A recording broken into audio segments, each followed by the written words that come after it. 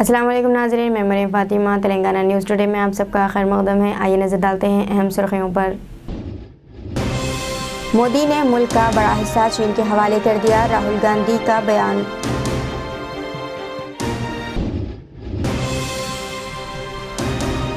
गोवा के 8 कांग्रेस एमएलएज़ की chief minister Pramod Sawant की मौजूदगी में बीजेपी में शमूलियत।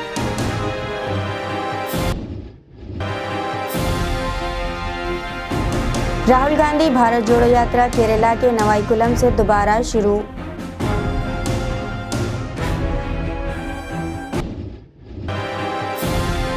बीवी को जिंदा जला देने वाले शौहर को हैदराबाद की एक अदालत ने उम्र कैद की सजा सुनाई और 7,000 रुपये जुर्माना आयद किया।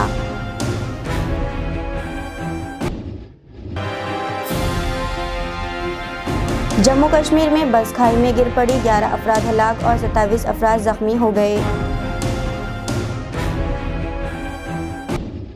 कांग्रेस के सदर राहुल गांधी ने इल्ज़ाम लगाया है कि वज़ीर-ए-आज़म नरेंद्र मोदी ने मुल्क की ज़मीन का एक बड़ा हिस्सा खामोशी से चीन के हवाले कर दिया है। मिस्टर गांधी ने ट्वीट किया, चीन ने अप्रैल 2020 तक जम्मू को बहाल करने के हिंदुस्तान के मुतालबे को मानने से इनकार कर दिया है। वज़ीर-ए-आज़म ने बगैर किसी लड़ाई के चीन को 1000 मुरब्बा किलोमीटर ज़मीन दे दी है। मिस्टर गांधी ने कहा है कि चीन ने सरहद पर जम्मू बरकरार रखने की हिंदुस्तान की दरख्वास्त को मुस्तरद कर दिया है। इन्होंने सवाल किया कि मुल्क की सरहद का जो हिस्सा खामोशी से चीन के हवाले किया गया है, क्या वो वापस मिलेगा। इन्होंने कहा कि क्या हिंदुस्तानी हुकूमत बता सकती है कि इस इलाके को दोबारा कैसे हासिल किया जाएगा।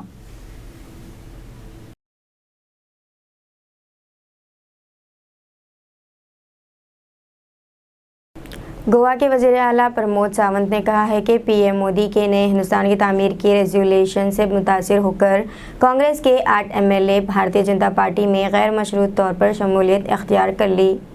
इन्होंने इस बात का इंकशाफ रियासती बीजेपी सरबराह सदानंद सेठ तनावदे के साथ एक प्रेस कॉन्फ्रेंस से खिताब करते हुए किया है कि 40 रुकन असम्बली में भी 8 नए अरकान शामिल होने से बीजेपी की तादाद 28 हो गई है।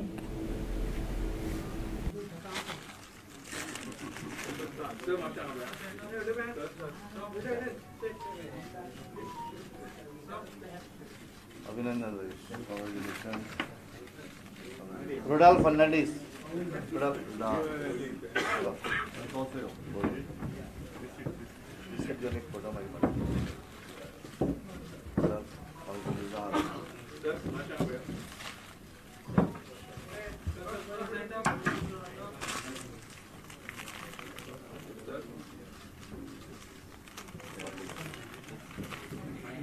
ढिलेला लोगो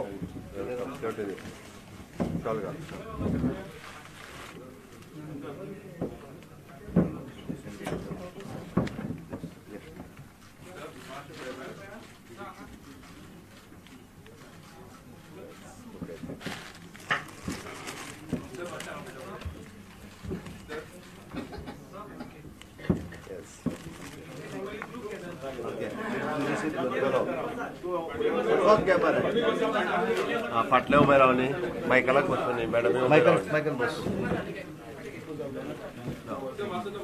आम्ही उभे राहावे हय हय तुम्ही उभे राहा आणि अवश्य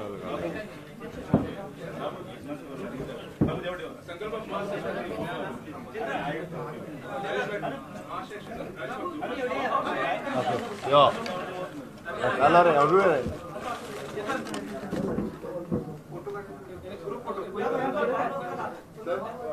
संकल्प भारत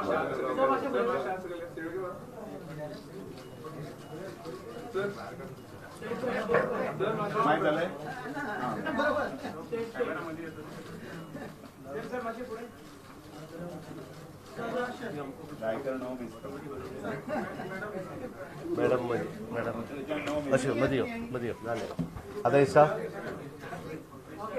ओके थैंक यू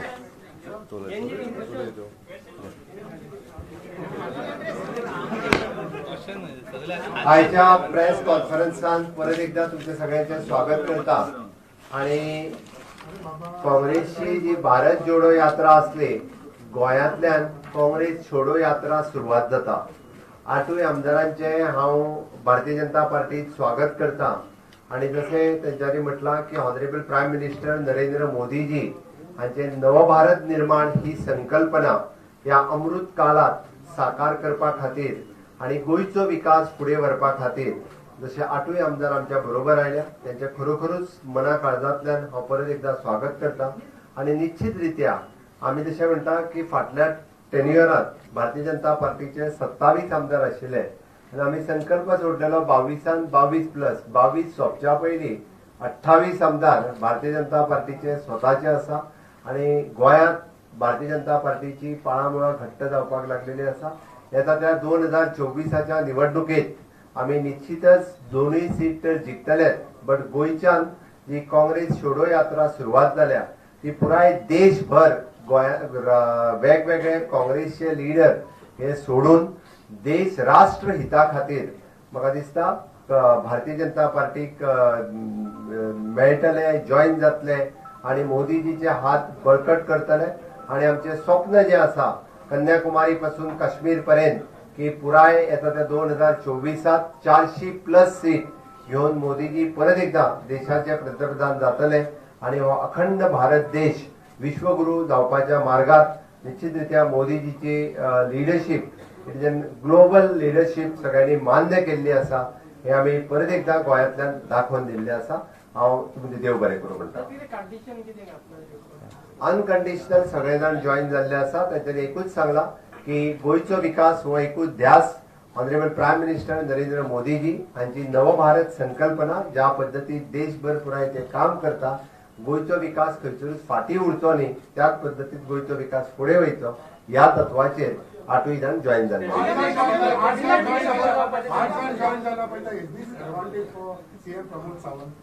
हांव परत एकदा सांगता भारतीय जनता पार्टी ही केंद्रीय नेतृत्व करपी पार्टी आसा ती रिजनल पार्टी न्ही आम्ही सदांच राष्ट्रहिता खातीर काम करीत आसा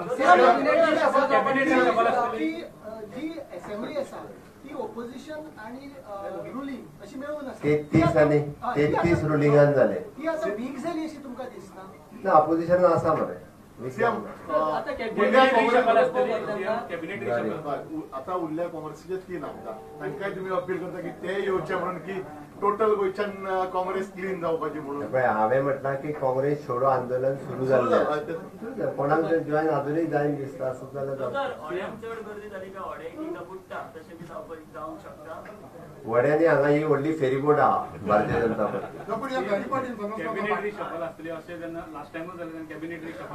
कांयच कसलोच निर्णय जावंक ना तो भारतीय जनता पार्टीचो आमदार आहा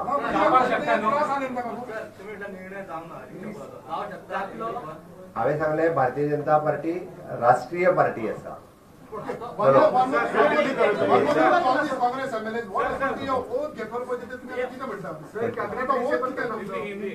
आज भारतीय जनता पार्टी में 8 एमएलए ज्वाइन हो रहे हैं। मैं उनका स्वागत करता हूं। हमारे साथ में हमारे पार्टी के अध्यक्ष सदानंद टानवड़े हैं, हमारे एक्स चीफ मिनिस्टर और कांग्रेस के वरिष्ठ नेता दिगंबर कामत वो हमें आज ज्वाइन हो गए। Opposition leader x opposition leader Michael Lobo, the Congress biggest leader of Alex Sequeira और बाकी उनके साथ में सभी कांग्रेस के नेता आज भारतीय जनता पार्टी में ज्वाइन हो चुके हैं। मैं भारतीय जनता पार्टी में उनका स्वागत करता हूं और वो निश्चित रीत्या honourable prime minister Narendra Modi ji के नेतृत्व में जो नवभारत निर्माण की उनकी संकल्पना है, इसलिए सभी ज्वाइन हो चुके हैं। कांग्रेस ने भारत जोड़ो यात्रा स्टार्ट की थी, मुझे लगता है गोवा से कांग्रेस छोड़ो यात्रा स्टार्ट हो चुकी है। इसी तरह से पूरे देश भर में कन्याकुमारी से लेकर कश्मीर तक सभी लोग कांग्रेस को थोड़े थोड़े छोड़ रहे थे, अभी लमसम में छोड़ रहे हैं। इसी तरह से पूरे सभी छोड़ के भारतीय जनता पार्टी या बाकी जो राष्ट्रहित वाली पार्टी को जोड़ेंगे। निश्चित रीत्या ऑनरेबल प्राइम मिनिस्टर आने 2024 के इलेक्शन में बड़ी जीत ऑनरेबल प्राइम मिनिस्टर को मिलेगी। कांग्रेस लीडर राहुल गांधी ने आज सुबह केरला के तिरुवनंतपुरम में नवाईकुलम से पार्टी की भारत जोड़ो यात्रा का आज 8वें दिन दोबारा आगाज किया है।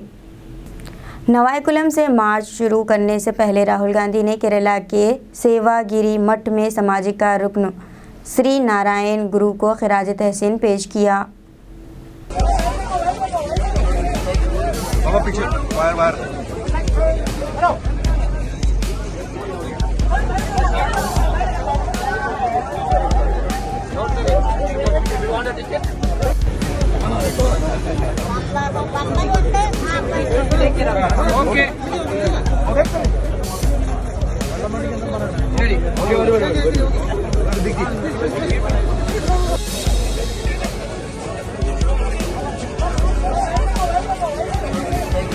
बाबा पीछे बाहर बाहर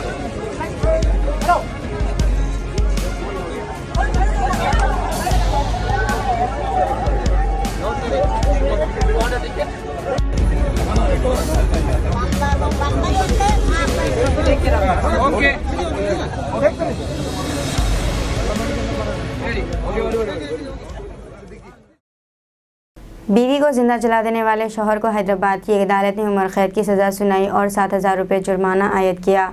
25 साल अनीता साकिन साई नगर कॉलोनी कुशाईगुड़े की शादी 9 साल कबल रमेश से हुई थी। वो पहले से शादीशुदा था और इसने अपनी शादी की बात को छुपाकर अनीता से दूसरी शादी की थी। दूसरी शादी के बाद भी इसके अपनी पहली बीवी से ताल्लुकात कायम थे। रमेश शराब नोशी का आदी बताया गया है। वो अपनी बीवी को हरासा किया करता था। 4 जुलाई 2016 को अनीता की बहन इसके मकान आई हुई थी, जिस पर रमेश ये कहते हुए बरहम हो गया कि वो इसकी इजाज़त के बगैर इसके घर कैसे आई। इस मसले पर शौहर बीवी के दरमियान झगड़ा हुआ। रमेश ने गाली गलौज करते हुए अपनी बीवी अनीता पर केरोसिन छिड़ककर आग लगा दी थी। इसे इलाज के लिए हॉस्पिटल ले जाया गया, जहां वो इलाज के दौरान फौत हो गई। कुशाईगुड़ा पुलिस ने इस मामले में शौहर के खिलाफ कत्ल का मुकदमा दर्ज करके इसे जेल भेज दिया था। ये मुकदमा मुकामी अदालत में जेर दौरान था। फाजिल जज ने रमेश को उम्र कैद की सज़ा सुनाई और जुर्माना आयद किया। जम्मू कश्मीर में आज पेश आए भयानक सड़क हादसे में कम से कम 11 अफराद हलाक और 27 ज़ख्मी हो चुके हैं। ये हादसा ज़िले पूंछ में रोनुमा हुआ। ज़राए के मुताबिक मंडी से साउजिया जाने वाली एक मिनी गाड़ी सड़क से लुढ़ककर एक गहरी खाई में गिर पड़ी। महलूकीन की शनाख्त 14 साला मारूफ अहमद, 40 साला बशीर अहमद, 18 साला रोज़िया अख्तर, 40 साला जरीना बेगम, 65 साला मोहम्मद हुसैन, 20 साला नाज़िमा अख्तर, 5 साला इमरान अहमद, 70 साला अब्दुल करीम और 40 साला अब्दुल क़य्यूम के तौर पर हुई है। ये सब मुकामी बताए गए हैं। ज़ख्मियों को इलाज के लिए हॉस्पिटल मुंतकिल कर दिया गया है, जिनमें से 11 की हालत तशवीशनाक बताई गई है। जम्मू कश्मीर के लेफ्टिनेंट गवर्नर मनोज सिन्हा ने इस हादसे पर इजहार दुख करते हुए महलूकीन के लवाहिकीन को 5 लाख रुपये मुआवजा देने का ऐलान किया है। ज़ख्मियों को इलाज के लिए करीबी हॉस्पिटल मुंतकिल कर दिया गया है।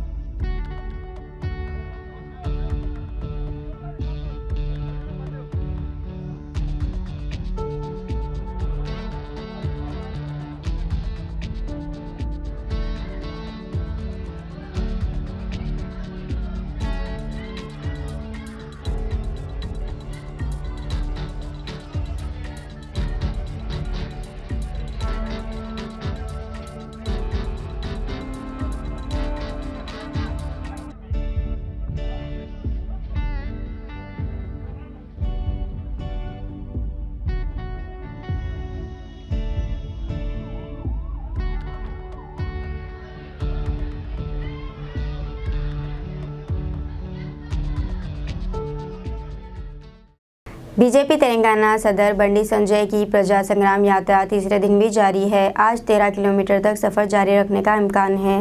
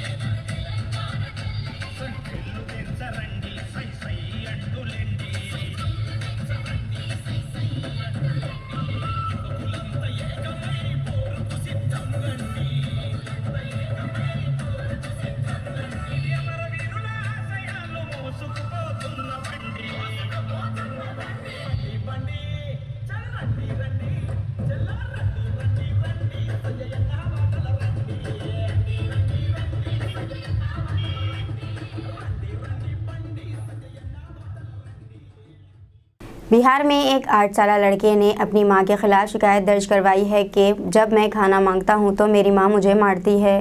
बिहार पुलिस एक 8 साल लड़के को देखकर हैरान रह गई जो थाने में अपनी मां के खिलाफ शिकायत लेकर आया था। सीतामढ़ी के चंद्र रिकॉर्ड मार्केट स्ट्रीट के लोगों ने पुलिस के सामने बच्चे को रोते हुआ देखा और कुछ देर के लिए वो भी हैरान थे कि क्या करें। पहले इन्होंने बच्चे को पेट भर खाना खिलाया। तफसीलात पूछने पर लड़के ने बताया कि वो 4वीं जमात में पढ़ता है और इसके वालिद कहीं और रहते हैं। बताया गए पते के मुताबिक पुलिस लड़के को घर ले गई। मां से सवाल किया गया कि तुम इसे क्यों मारती हो, तो मां ने बताया कि वो बदतमीज़ी करता है तो वो उसे डांटती है। पुलिस अफसर राकेश कुमार ने बताया कि दोनों को वार्निंग देने के बाद वो पुलिस वापस चले गई। इस वाक़े की वीडियो सोशल मीडिया पर वायरल हो गई। ठीक। मम्मी खाना नहीं देती है तुमको? खाना भी खाते हैं, कुछ तो लेके फेंक देती है। अच्छा। चंद्र का मार्केट गली। पापा का क्या नाम है? संदीप गुप्ता। संदीप गुप्ता। मम्मी का क्या नाम है? सोनी देवी। अच्छा, आप यहाँ थाना पे कंप्लेन करने आए हैं? हाँ?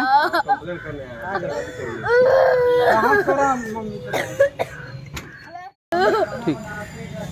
मम्मी खाना नहीं देती है तुमको? खाना भी खाते हैं, कुछ तो लेके फेंक देती है।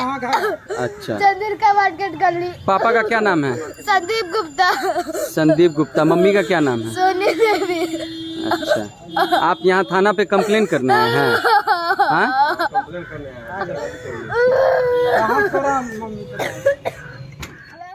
हैदराबाद में एक हामिला खातून का कत्ल करने वाले इसके रिश्तेदार को पुलिस ने गिरफ्तार कर लिया। रियासती आंध्र प्रदेश का वेंकट रामाकृष्णा अपनी बीवी 32 साल श्रावंती के साथ हैदराबाद के इलाके गच्चीबौली में मुकीम था।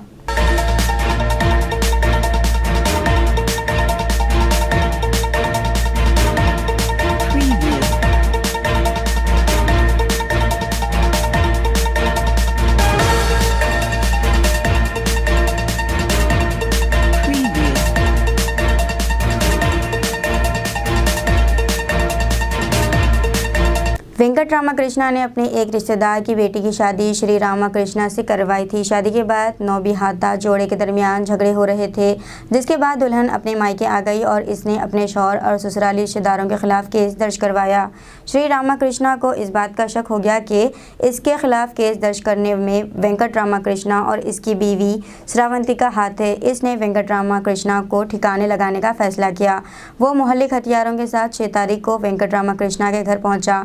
इस वक्त वो मकान में मौजूद नहीं था, सिर्फ इसकी बीवी श्रावंती मकान में मौजूद थी जो हामिला बताई गई हैं। श्री रामाकृष्णा ने श्रावंती पर हमला करके इसका कत्ल कर दिया।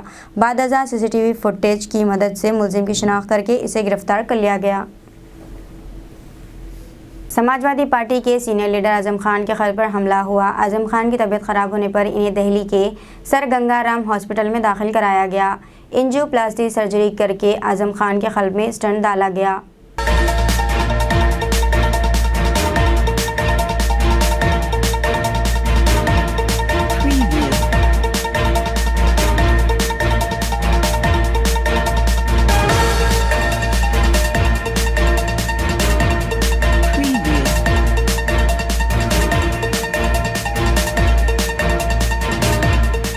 आजम खान जो कोरोना के दौर में मुतासिर हुए थे, क़ैद के वक्त से ही ख़राबी सेहत से परेशान हैं।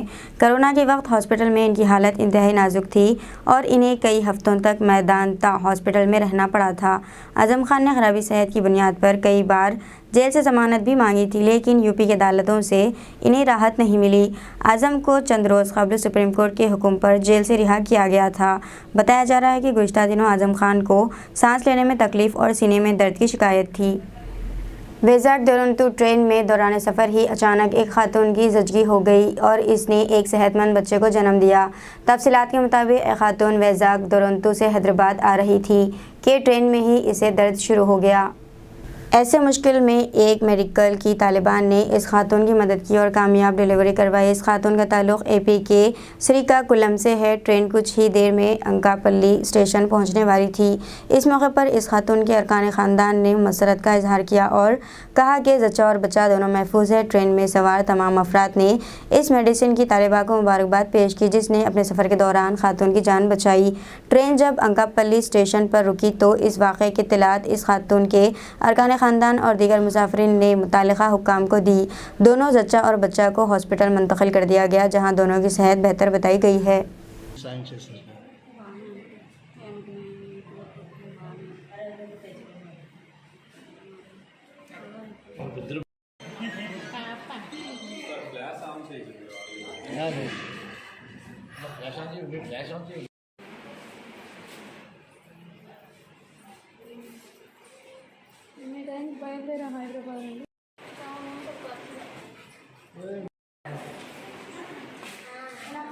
వచ్చేలాగా రిసీవింగ్ అయితే మనం చాలా బాగా చేస్తాం. ఆ విషయంలో మాత్రం 100% సాటిస్ఫై.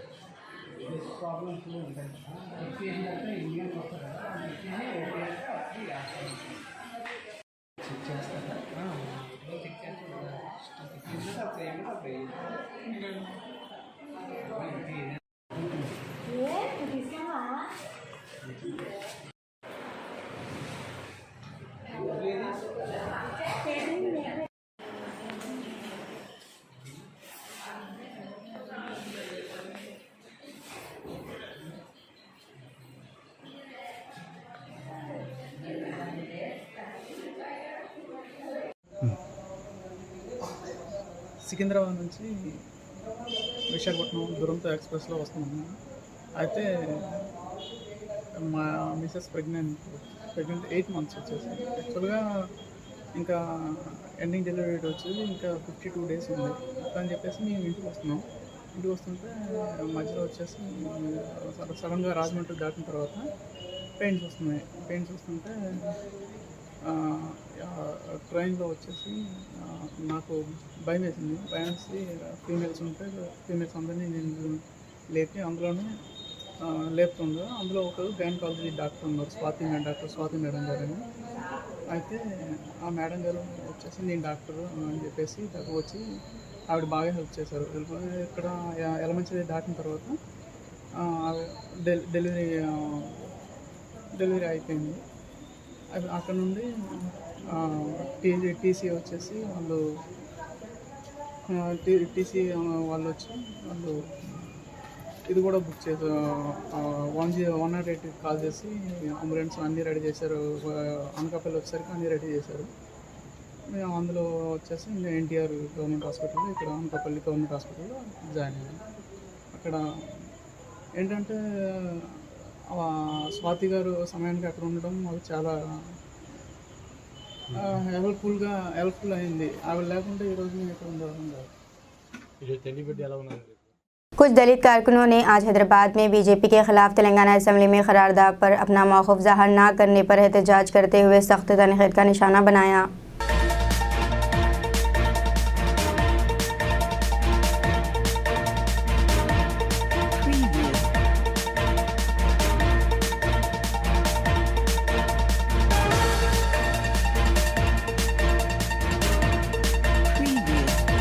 वाज़ेह है कि असेंबली सेशन में रियासती हुकूमत ने पार्लियामेंट की नई इमारत को बाबा साहब अम्बेडकर के नाम से मौसूम करने मरकज़ से दरख्वास्त की थी, लेकिन बीजेपी कारकुनों ने अपना मौक़िफ़ इजहार नहीं किया था, जिस पर दलित तबका बरहम है।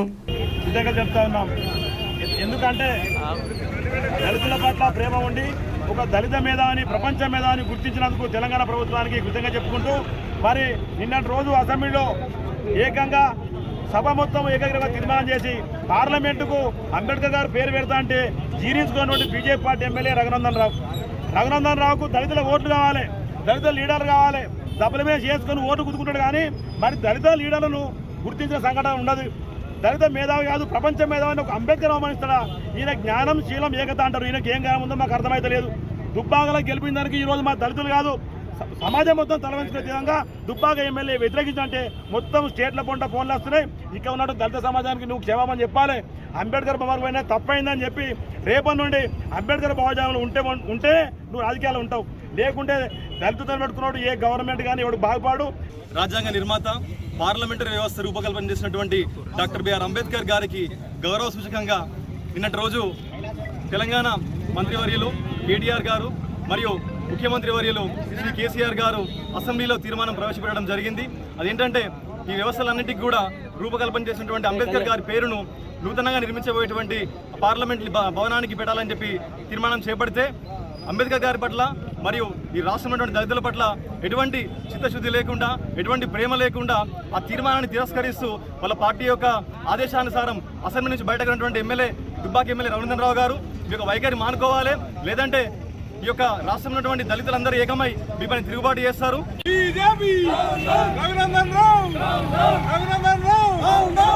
टीआरएस एमएलएस ने मंगल को तेलंगाना असेंबली के स्पीकर पोचाराम श्रीनिवास रेड्डी से अपील की थी कि वो वाईएसआरटीपी सदर वाईएस शर्मिला के खिलाफ कार्रवाई करें। वाईएस शर्मिला ने इस शिकायत का जवाब देते हुए कहा है कि अगर असेंबली स्पीकर पोचाराम श्रीनिवास रेड्डी के खिलाफ कार्रवाई की गई तो वो कानूनी कार्रवाई करेंगी। वाईएस शर्मिला की पदयात्रा आज महबूबनगर जिले में जारी है। पदयात्रा कैंप में एनटीवी से बात करते हुए इन्होंने बहुत सी बातों का इंकशाफ किया है। तेलंगाना के वज़रा पर अपनी तनकीद का जवाब देते हुए शर्मिला ने कहा है कि लोग सब कुछ देख रहे हैं। मज़ीद कहा कि लोग देख रहे हैं कि वज़ीर ज़राअत निरंजन रेड्डी ने क्या कहा, मैंने क्या कहा। शर्मिला ने वजाहत की है कि इन्होंने पदयात्रा के दौरान सहाफ़ियों से हासिल करदा मालूमात की बिना पर ही इन मसाइल पर तनकीद की, जिसको लोगों ने मौज़ूए बहस बनाया है। अज़रबैजान के समरखंद में 15 और 16 सितंबर को होने वाले शंघाई ताउन तंजीम SCO चोटी कॉन्फ्रेंस के दौरान वज़ीर आज़म नरेंद्र मोदी और इनके पाकिस्तानी हममंसब शहबाज शरीफ के दरमियान मुलाकात का इम्कान नहीं है। हमसायों के दरमियान SCO में एक अलग मीटिंग के सवाल का जवाब देते हुए दफ्तर खारजा के तर्जुमान आसिम इफ्तिखार ने डॉन अखबार को बताया, हिंदुस्तानी वज़ीर आज़म के साथ किसी भी मीटिंग का तसव्वुर नहीं किया जा सकता। डॉन अखबार के रब्ता करने पर एक एहलकार ने कहा है कि अगरचे दोनों के दरमियान मुख्तसर खैर सगाली पर मुबनी मुलाकात मुमकिन है, लेकिन वो बातचीत नहीं करेंगे।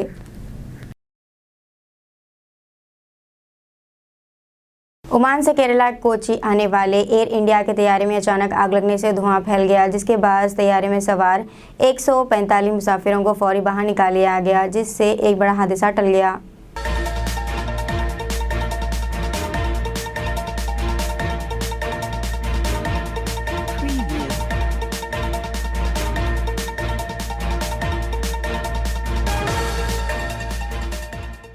रनवे पर ही तैयारे में धुएं का पता चला, जबकि कुछ देर में ये उड़ान भरने वाला था। ये वाक़या उस वक्त पेश आया जब कोची जाने वाला बोइंग 800-737 तैयारा मुसाफिरों को लेकर रनवे पर तैयार था। DGCA ने कहा है कि एयर इंडिया की परवाज़ के इंजन नंबर 2 में आग लगने के बाद इसकी कैबिन धुएं से भर गया। DGCA ने कहा है कि इंजन नंबर में धुआं पाए जाने के बाद तमाम मुसाफिरों को बाहिफाजत बाहर निकाल लिया गया। इमदादी प्रवास का इंतज़ाम किया जाए। हम वाक़े की तहक़ीक़ात करेंगे और मुनासिब कार्रवाई भी करेंगे। किसी के भी ज़ख्मी होने की इत्तला नहीं है और इन्हें टर्मिनल की इमारत में मुंतकिल कर दिया गया है। वाक़े के फ़ौरन बाद एयर इंडिया के धुएं में लिपटी वीडियो सोशल मीडिया पर वायरल हो गई। वीडियो में एयर इंडिया का हवाई जहाज़ दिखाया गया था, जिसमें घने सफ़ेद धुएं के दरमियान हवाई अड्डे के अमले ने घेर लिया था। ज़राए ने बताया है कि मुसाफिरों को मस्कत से कोची लाने के लिए मुतबादिल इंतज़ामात किए जा रहे हैं।